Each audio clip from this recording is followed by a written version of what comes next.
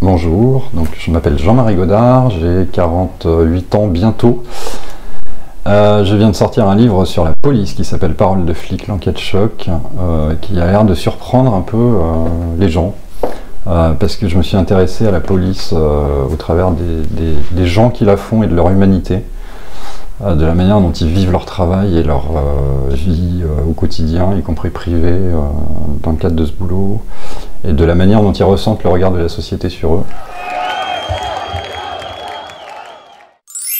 Pourquoi est-ce que tout le monde déteste la police, Jean-Marie Godard? Eh bien, je ne suis pas sûr que tout le monde déteste la police, justement. Je pense qu'il y a une frange de la société, plutôt militante, qui déteste la police, mais pour des raisons qui ne sont pas forcément... qui, à mon avis, tiennent plus d'a priori ou de fantasmes ou de prisme idéologique que de réalité. Donc il n'y a pas de... Des gens... Il n'y a pas de... Non, d'après vous, il n'y a pas de fracture, en gros, entre la population et la population de manière globale et ouais. les forces de l'ordre, non, je pense pas. Entre des catégories de population, ouais. Et les forces de l'ordre, oui. Ça, mais sur la population globale, prise dans sa globalité comme ça, non. Alors, il y a les conflits, il y a la... Pourtant, hier, Gérard Collomb, ministre de l'Intérieur, a lancé la constitution d'une nouvelle force de police, la police de sécurité du quotidien, donc la PSQ. Et justement, selon lui, ça doit insuffler un nouvel état d'esprit qui vise à une reconquête républicaine, mais aussi à une reconnexion entre les quartiers et les forces de l'ordre. Donc lui, il parle quand même un peu de fracture. Bon, ça a l'air d'être un peu le retour de la police de proximité qu'avait supprimé Nicolas Sarkozy en 2003.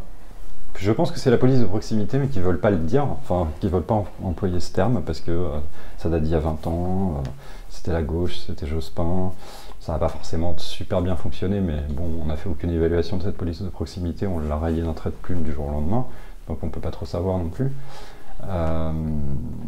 Après, reconnecter la population et la police, je pense qu'il y a effectivement une déconnexion, il peut y avoir une déconnexion entre la police et la société, mais qui est liée, je pense, aussi pas mal à ce qu'on a fait avec la police ces 15 dernières années, sous la responsabilité d'un monsieur qui s'appelait Nicolas Sarkozy, et qui, quand il a cassé la police de proximité, on est passé d'une police qui était axée un peu sur la citoyenneté et la prévention, quand même, c'était ça la police de proximité, à la création de plein de services spécialisés qui d'ailleurs se marchent un peu dessus, qui étaient consacrés au tout répressif. Voilà. Donc on a changé complètement, diamétralement de philosophie. En plus, on a commencé à lancer une politique du chiffre qui consistait à interpeller tout et n'importe quoi, à mettre des PV partout pour faire grimper les statistiques d'affaires résolues, sans s'intéresser à leur contenu d'ailleurs. Et ça a pu provoquer des tiraillements entre la population. Mais alors, justement, Gérard Collomb dit vouloir revenir sur cette politique du chiffre et il veut recréer la police de proximité. Donc, d'après vous, c'est pas une bonne chose? Si, c'est une bonne idée de reconnecter la population et la police. Moi, j'ai rencontré une commissaire qui me disait elle voyait pas trop une déconnexion, mais c'est vrai que elle disait les gens nous voient plus parce que les policiers qui se promènent dans la rue à deux comme ça, à part dans le cadre de Vigipirate complètement sanglé derrière les armes et tout, plus personne n'en voit. Les îlotiers par exemple qu'il y avait il y a longtemps, plus personne n'en voit. Et elle disait on est dans les voitures, on passe, on est dans les voitures, donc on n'a plus de contact avec la population sauf quand ils viennent dans les commissariats. Si, moi je pense que c'est une bonne idée de vouloir faire en sorte que les policiers soient aussi sur le terrain à discuter avec les gens et les commerçants. Après, c'est très ambitieux, je pense, et ça dépend ensuite, je pense que ça nécessite aussi de redéfinir un peu les missions de la police, puis de donner une vision sur qu'est-ce qu'on veut faire de la police. Et d'après vous, il faudrait faire quoi de la police? Bah oui, c'est une police qui doit être liée, mais je pense qu'à la base, c'était quand même c'est quand même le boulot de la police, qui, rappelons-le, est une force civile, on n'est pas avec des militaires. Et ça doit être effectivement la base, c'est protéger, c'est être en contact avec les citoyens, faire aussi de la prévention, faire de la répression quand c'est nécessaire, mais pas évacuer le volet prévention. Et d'après vous, cette police de proximité, par exemple, est-ce qu'elle va résoudre, vous parlez beaucoup dans votre enquête du mal-être des policiers, est-ce que vous pensez que ça c'est une solution pour résoudre ce problème-là? Mais cette police de sécurité du quotidien, elle peut résoudre le malaise des policiers, le mal-être des policiers, à partir du moment où on y met les moyens, c'est-à-dire que les moyens en hommes, en matériel, et en redéfinition des missions de police aussi, c'est-à-dire avoir une vision sur qu'est-ce qu'on veut faire de la police, mais pas pour l'année prochaine, sur les 10 années qui viennent. Avoir une vraie réflexion sur ce qu'on veut faire autour de la police. Puis effectivement, supprimer définitivement la politique du chiffre. Alors, c'est vrai que vous parlez beaucoup de la situation catastrophique des commissariats, même au sens physique du terme. Vous dites qu'il leur est parfois conseillé de fournir eux-mêmes le papier toilette, les lampes torches et parfois même les menottes. Ouais. Est-ce que vous diriez que l'État a abandonné ces policiers? Je ne pense pas que l'État a abandonné ses policiers. Je pense qu'il y a une coupure totale entre le politique et l'opérationnel sur le terrain, c'est-à-dire entre ce que vivent les gens qui font la police de tous les jours. Je parle par exemple de police secours, qui sont en première ligne sur des tas de trucs pas forcément agréables à voir. Et puis tout en haut, il y a des politiques qui d'ailleurs connaissent pas forcément très bien le monde de la police, y compris au ministère de l'Intérieur. Il y a une vraie coupure. Dans les cabinets de ministres, quand vous avez un ministre de l'Intérieur, les gens qui sont dans le cabinet du ministre, vous rencontrez certaines personnes qui sont là parce que telle personne est au ministère de l'Intérieur, mais elle serait aussi à Bercy si la personne en question était ministre de l'économie, quoi. Donc voilà, interchangeable. Et je pense que là, il y a donc il y a une manque de connaissance du terrain par les politiques. De connaissance du terrain, et alors c'est vraiment deux mondes qui se connaissent pas et qui fonctionnent de manière différente. Donc il y a une dichotomie totale entre l'administration, les trucs qui sont pris d'en haut et la réalité du terrain. Alors, quelle a été votre méthode tout au long de votre enquête? Est-ce que, par exemple, justement, là, on parle de cette hiérarchie de ces gens qui sont au ministère de l'Intérieur, etc. Est-ce que vous avez été empêché d'une quelconque manière? Est-ce que vous avez été non, on m'a pas empêché. D'influence? On m'a pas du tout empêché de faire quoi que ce soit. On m'a tout simplement dit non dès le départ. J'ai posé la question à qui au service de communication de la Direction Générale de la Police Nationale, qui m'a répondu non en 2 semaines. Pour une raison assez intéressante d'ailleurs, qui était de dire « nous, on ne veut parler que de ce qui marche ». Alors, on ne veut parler que des opérations de prévention et de répression au service du citoyen qui fonctionnent. Le reste, on ne veut pas en entendre parler. Voilà. Puis la préfecture de police, où j'ai été reçu de manière très sympa. Et où, au bout de 3 mois de silence radio derrière, on m'a dit non, pareil, de la même manière. D'ailleurs, il y a une chose intéressante, c'est que ce non prononcé d'en haut m'a ouvert encore plus de portes en bas. C'est-à-dire que les gens, à partir du moment où je leur disais votre hiérarchie m'a fermé toutes les portes, ils me disaient bah viens. Mais du coup, comment vous êtes rentré en contact avec eux concrètement? Comment je suis rentré en contact? En fait, au cours d'un reportage dans le Nord, j'avais rencontré des gardiens de la paix qui travaillent en police secours, avec qui j'ai sympathisé. Et donc je leur ai parlé de ce livre sur la police, ils m'ont mis en contact avec d'autres personnes de la police qui connaissaient, et puis j'ai beaucoup fonctionné par les réseaux sociaux, j'ai contacté les syndicats aussi, et en fait c'est le bouche à oreille entre les flics qui a fait qu'il y a eu un effet boule de neige derrière et que je me suis retrouvé à rencontrer. C'est eux qui vous ont contacté? Exactement. D'ailleurs à la fin c'était un peu compliqué parce que quand j'avais fini, j'étais en train d'écrire, dans la phase d'écriture, je continuais à recevoir des appels téléphoniques et des SMS de plein de gens que je ne connaissais pas, des policiers, mais qui avaient envie de raconter plein de trucs. Et il y a un moment, je n'arrivais plus à m'arrêter, quoi. Et une fois que votre livre est sorti, comment ça a été pris par la hiérarchie? Silence. Vous avez des nouvelles? Rien? Aucune nouvelle. J'ai eu aucune nouvelle de la hiérarchie, du ministère de l'Intérieur. Par contre, ça a été super bien accueilli par les policiers sur le terrain. Et ce qui est intéressant, c'est que ça a été accueilli aussi favorablement et avec intérêt par des gens, mais complètement différents les uns des autres, y compris en termes de positionnement politique. Et vous diriez justement, pour parler de politique, vous diriez que la question policière, elle est bien abordée, par exemple, à gauche? Non. Je pense qu'il y a un gros souci avec la question de la police à gauche. y compris dans ce qu'on pourrait appeler la gauche du gouvernement, qui à part certains ministres qui ont essayé de faire un peu bouger les choses et qui avaient mis des plans en place, comme je pense à Jox par exemple, on sent que quand même, y compris au niveau par exemple du PS, qui a été plusieurs fois au pouvoir, il y a un malaise, quoi. Il y a une espèce de non-dit autour de la sécurité, du monde de la police, du ministère de l'Intérieur, comme si c'était un peu un truc tabou, quoi. Alors pourtant, il y a eu des liens entre le Parti Socialiste et le syndicat majoritaire dans les années 80, la FASP. La Fédération Autonome des Syndicats de Police, qui regroupait tout le monde. Mais ces liens, ils n'existent plus. Ou alors ils n'ont jamais vraiment existé. Si, il y avait des liens, mais je pense que c'était aussi une question de gestion de pouvoir, on va dire. C'est-à-dire que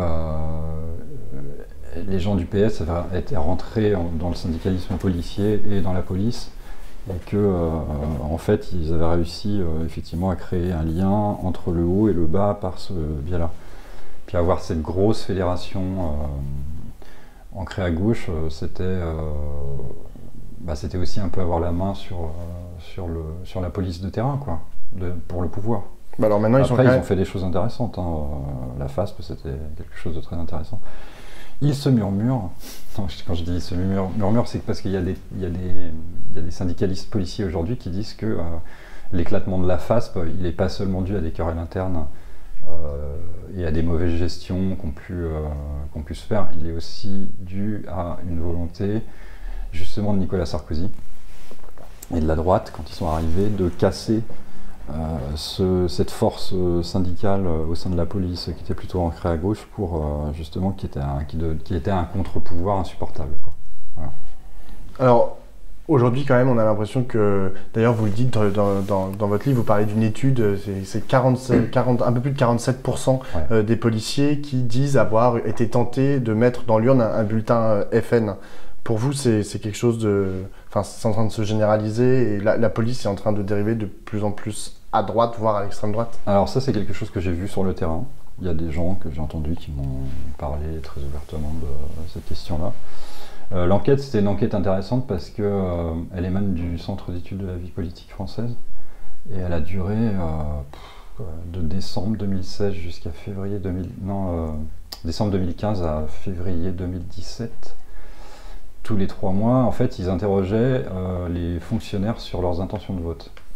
Études qualitatives et quantitatives. Et ce qui était intéressant, c'est que le panel de départ, après, même s'il a diminué un peu, parce qu'il y a des gens qui ont lâché en cours de route, c'était quand même 25 000 personnes, de tous les corps de la fonction publique. Et effectivement, dans la police, mais aussi dans l'armée, police, gendarmerie, militaire, on avait un taux aux alentours de 50% d'intention de vote. Après, le biais de l'enquête, c'est qu'ils mélangeaient policiers et militaires, on n'avait pas le détail entre les deux. Mais toujours est-il que oui, il y a une tentation d'une partie des policiers de se tourner vers Marine Le Pen, mais tous ceux que j'ai rencontrés qui étaient un peu là-dedans, on n'est pas dans une démarche, on va dire que j'appellerais idéologisée. On est dans une démarche de colère et de révolte par rapport à des gens qui ont du mal à comprendre la société aujourd'hui, qui ont l'impression d'être en première ligne avec une pression pas possible sur les épaules en face d'une société qui sont de plus en plus permissive. Donc ils sont un peu perdus.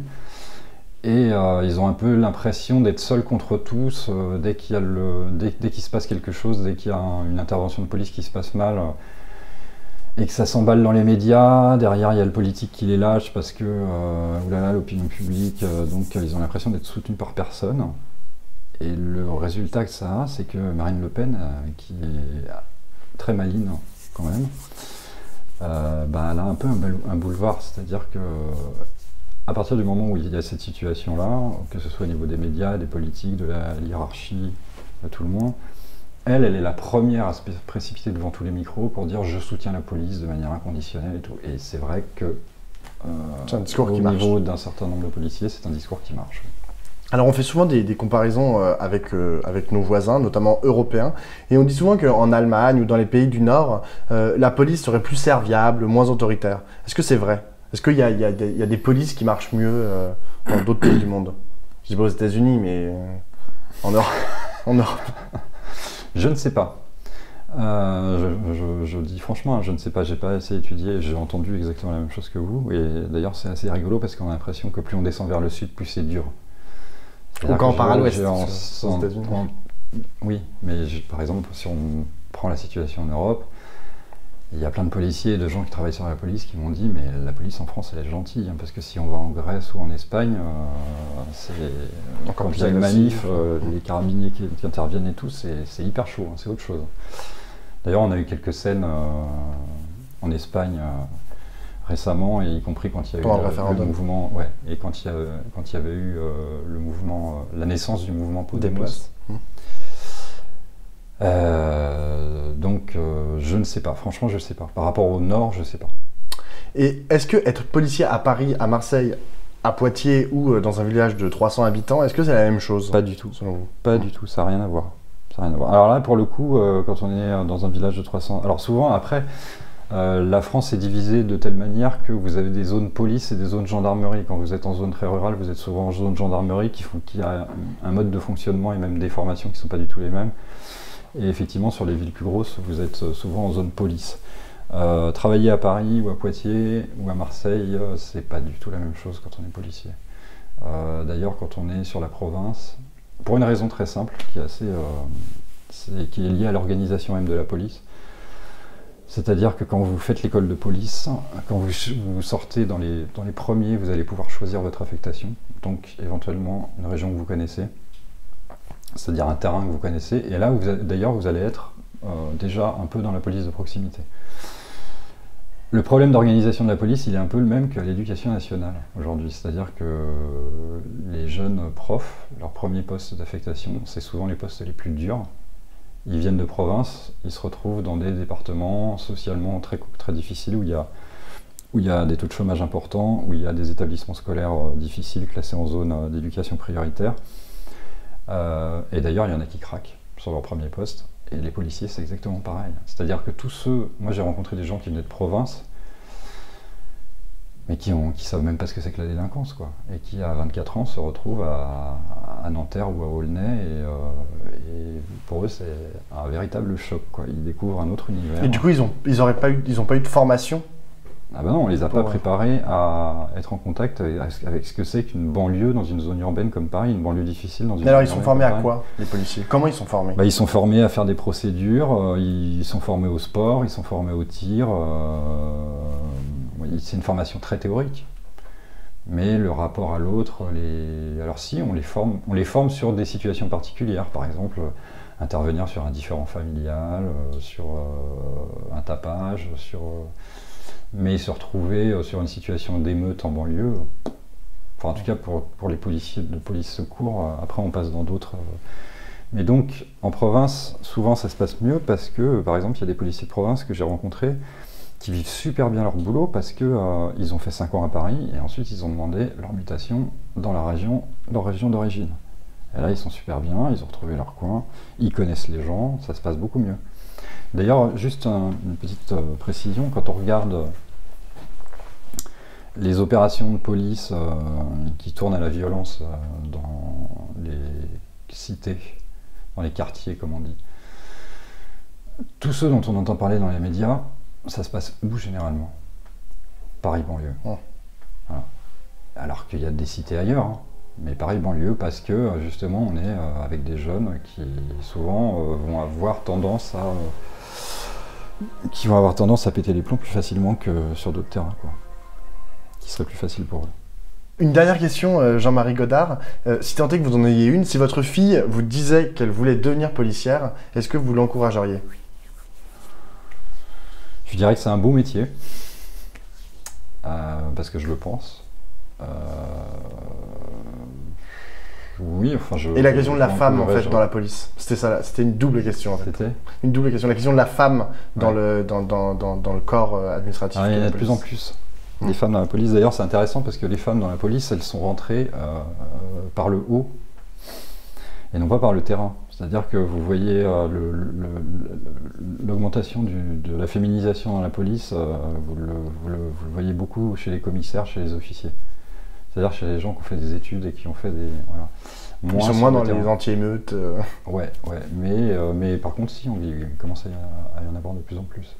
Dans les anti-émeutes et à la base, moi j'ai rencontré des femmes en bac, qui d'ailleurs étaient les seules femmes, femmes de l'équipe bac dans laquelle elles sont. Et il y a des problèmes de sexisme ou comme pourrait y avoir, enfin comme on peut imaginer qu'il y a dans l'armée. Enfin, moi je l'ai pas vu. Non, mais alors là, on est dans deux mondes complètement différents. Je pense que l'armée, je connais pas trop l'armée en fait.